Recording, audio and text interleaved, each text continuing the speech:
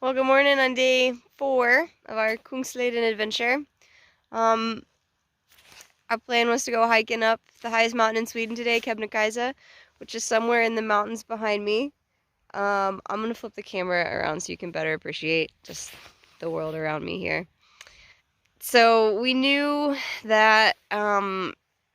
that the weather was gonna catch us. Like we had some really lovely sunny days, and we woke up this morning very much sitting in the clouds. And our path up to the mountains is there. Uh, there's a creek right here that we were gonna follow up. Um, we're leaning towards not doing it. It rained all night, so we know the rocks are gonna be slippery. Also, we might just spend a very arduous day hiking to the middle of a cloud and back. So we're definitely feeling a bit bummed, a bit disappointed, but we just can't see this is like a good decision to go hiking into that. And it wasn't, it wasn't the main goal. This was just kind of a side hike that seemed fun, and now it seems quite a bit less fun. Alright, clouds are lifting a little bit over this part of the valley, the river, which is what we'll be following along, continuing south along the river today. I keep glancing back at the mountain. Nope. Man, we hemmed and hawed about going up that mountain, and I think neither of us are totally sure we made the right decision, because, we're not getting rained on now, and it's super cloudy, but it's clearing a little. We're like, well, what if we tried? But it's okay. There have been many mountains, and there will be other mountains. In the meantime, this valley is gorgeous. I will show you.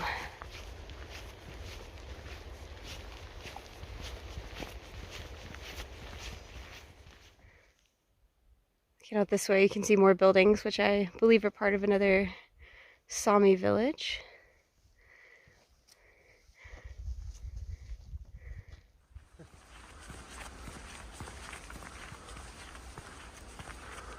Well, this would be our last chance if we were dead set on hiking Kebnekaise, that mountain we wanted to hike. Could go up that way. It's longer than the route we were gonna take, but fortunately I think we're gonna have to leave this for another time. Just means we have an excuse to come back. So we're just leaving the Singi hut area, and from everything I have heard, this is where we should see a significant decrease in people, because that very popular trek that a lot of people do, they start down this valley and come in and connect with the Kungsleden here, and then continue up to Abisko. So we've definitely seen a lot of people on this trip so far, and we'll see how much it changes as we continue further south. Alright, little known gem on the Kungsleden. Apparently if we go just over there somewhere, we can find some Tokyo sushi. Can just picture it, a little kiosk. Well, the rain has returned.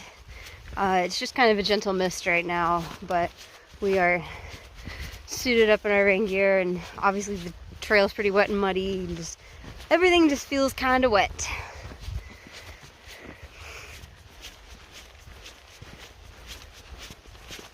So the river is definitely widening out as we continue to go further down valley here. And there's this interesting vein, I guess, of quartz on the mountain here. None of the other rocks have had this shine to it. And I believe it's quartz.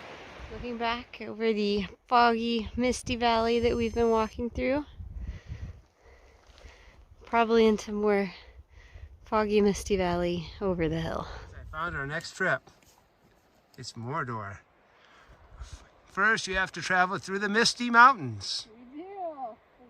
All right, I'll try and book Gandalf as a guide. He's in popular demand right now. Can tell we're getting lower in elevation here as we head down the valley, because trees are starting to pop back up on the landscape. So we're about to cross over the river that we've been following alongside ever since yesterday when we came down from Chekcha Pass. As you can see, it's picked up some volume on its way down.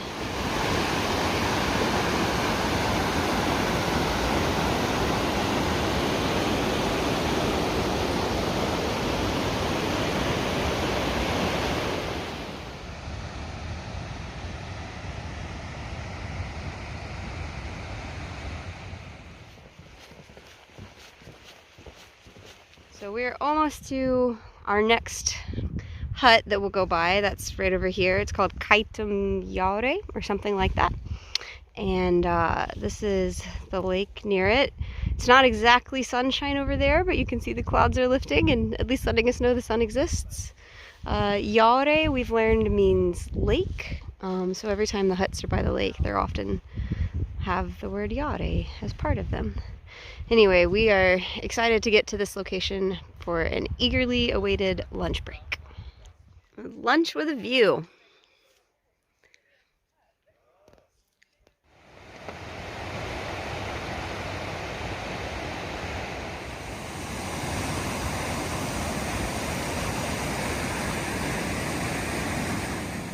There's so many amazing waterfalls.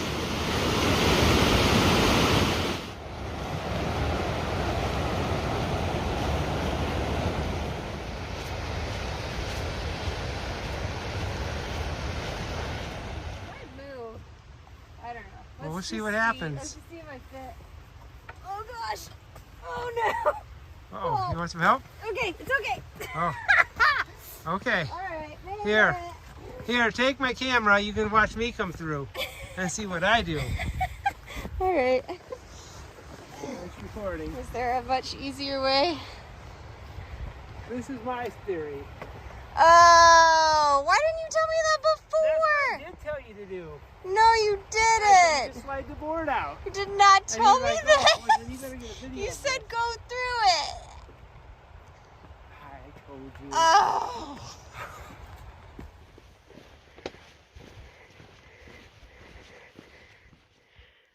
So we're kind of climbing out of one valley to go back down into another. And we go up just a few hundred feet and all the trees are gone again. So I guess you could call this a pass. It's just a really wide, gradual one.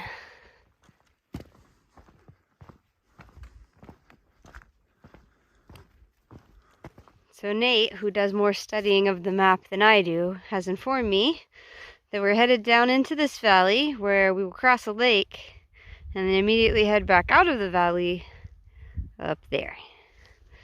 All right, and this is the lake we'll be crossing. Just gotta get down to it.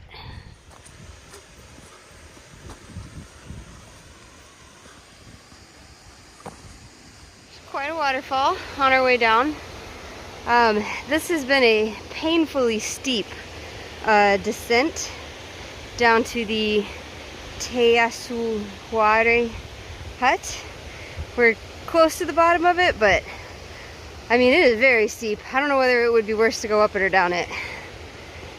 So there are seven actually. There are 7 times on the Kungsleden where we will have to cross a lake of some sort by boat. For many of them, it will be a motorboat, and that's the only way across. This one, we have a bit of a choice between a rowboat or the motorboat.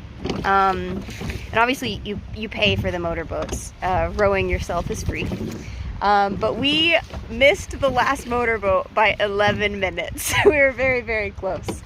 So, Nate, as the superior rower of our group, is going to help us get this 1 kilometer along the lake.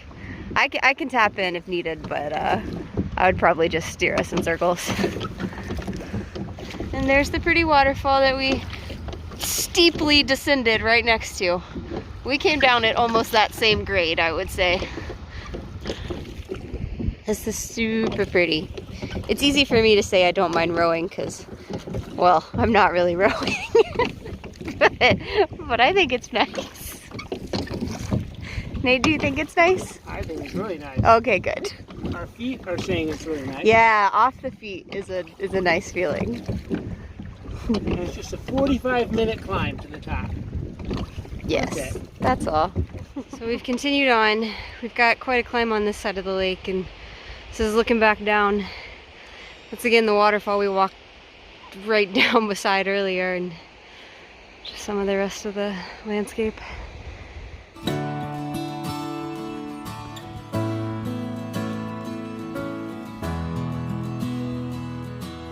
Been unintentionally chasing this this pair of reindeer up the mountain.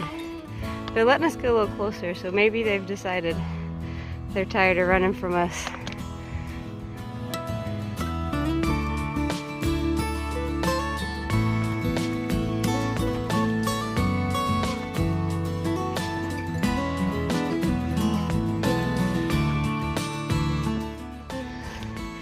More mom and baby pairs, I think, just ran right in front of us.